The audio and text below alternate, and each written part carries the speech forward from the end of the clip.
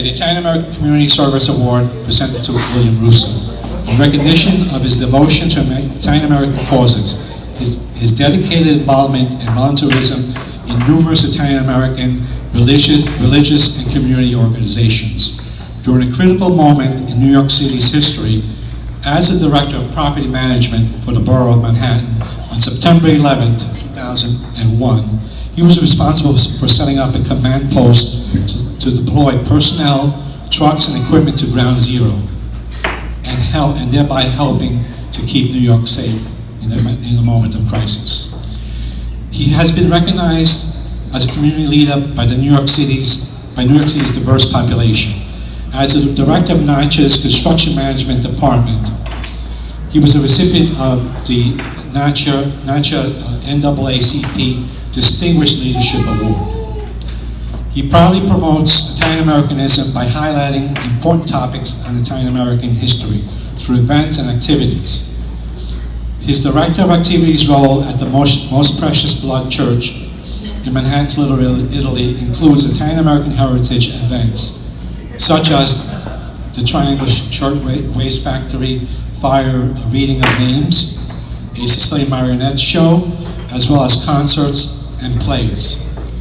As a producer of an art exhibit entitled The Art of Immigration, the paintings of Donato's Buongiorno, contributions to Italian American,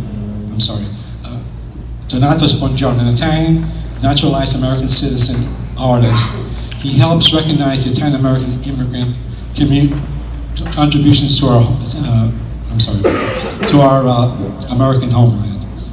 His involvement in the Marco Polo Festival, I believe that took place yesterday, helps foster community ties in the Chinatown Little Italy Historic District, bringing together two distinct groups of New Yorkers who are promoting Italian American culture. This award is a testament to his selfless public servant role in numerous Italian American and religious and community organizations. Let's congratulate Bill Russo on his achievement.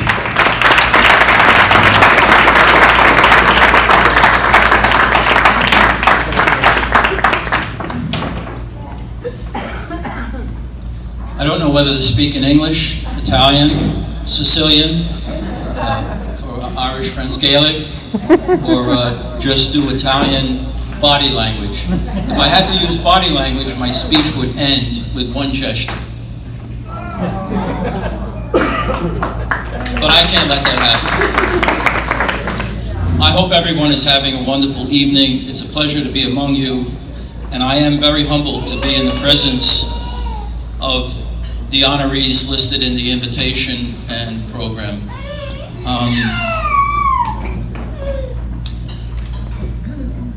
My mother was a seamstress who was an Italian immigrant from Italy. But it didn't begin there. It began when my father, William Russo Sr., came home from World War II, and his mother told him, "Andiamo in Italia, deve sposare." We're going to Italy, you have to get married. So he went to Italy, to my grandmother's hometown, and walking through the town, he was on the way to meet the bride that was picked out for him. He saw another woman who he fell in love with. And there was trouble. That's my mother. They changed the wedding plans. So my mother had 3 brothers and a father at the time. Her mother had died before the wedding. So she came back to America after my father had already gone on the ship. She had to wait 6 months or so just to get a passport to come to America. She went right to work in a dress factory on McDonald Avenue in Brooklyn. And she took care of her mother-in-law. So mother-in-law got sick, which was my grandmother, and my grandfather had polio. So I was born 3 years after she came from America, and I had some exposure to my grandmother and my grandfather. But I watched my mother, and I watched her, like Michael said, and it didn't dawn on me until I was in college, all the acts of kindness, all the acts of selflessness that my mother engaged in. My father, a World War II combat veteran in many battles in the Pacific, came back to America, married in 1949. I was born in 1952, so you can guess the age. But he died in a car accident in 1962. I was 10 years old. So I turned out to be the head of the household. I had a brother, but I turned out to be the head of the household.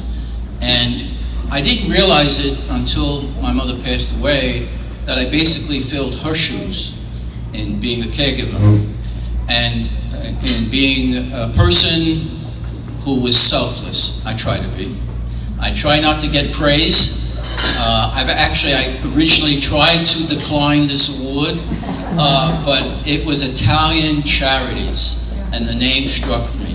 Italian Charities of America, and as Michael pointed out, Mother Cabrini, the reason why she won so many votes twice as the second place runner-up is because she was kind. That's it. She was kind. She had the kindest heart in that, maybe for all our generations combined here now. And she deserved a statue. So that was my mother. My mother was kind. She was a seamstress. I don't know how she did it to this day to get my brother and I through college, but she did. She worked as a seamstress, and she did alterations in the home for 2 dry cleaners. They had a contract with Fort Hamilton. She sewed on army patches. And then after my brother and I left the house, she remarried. She remarried a second World War II veteran, but then he died before her, and then my mother got Alzheimer's disease. And I took care of her. I took care of her.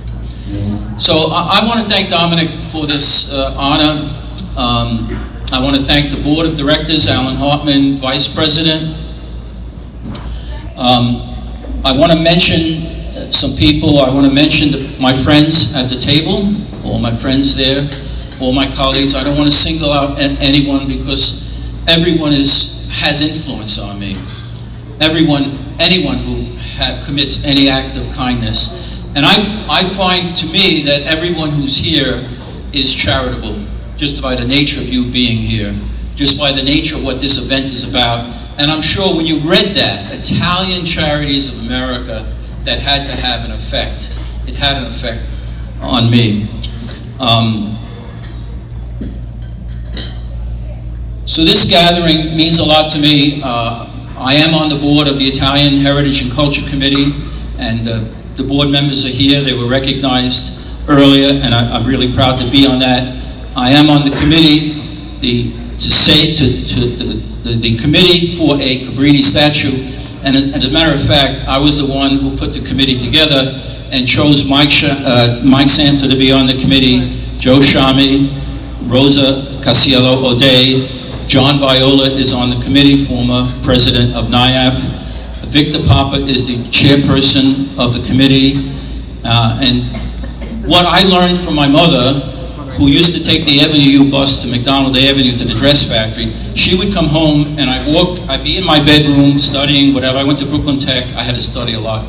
And I'd come out and I'd see strange people in the dining room. Or a strange person. From time to time, I'd say, "Mom, who are these people?" I met them on the bus. I invited them for some meatballs and weed. That was my mother. She was among people. She wanted to be that way. She was kind. I can't say enough about it.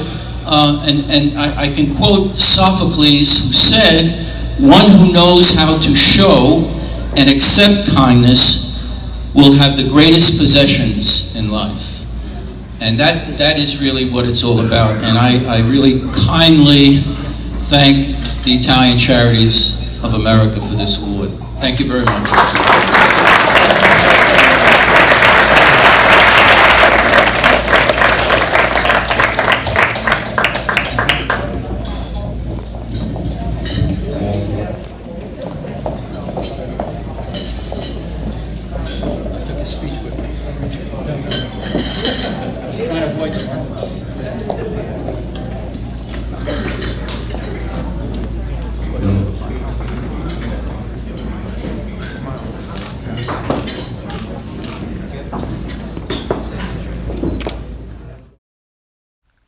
Italian Charities of America welcomes everyone to participate in their programs, visit their center, support their community services and their programming.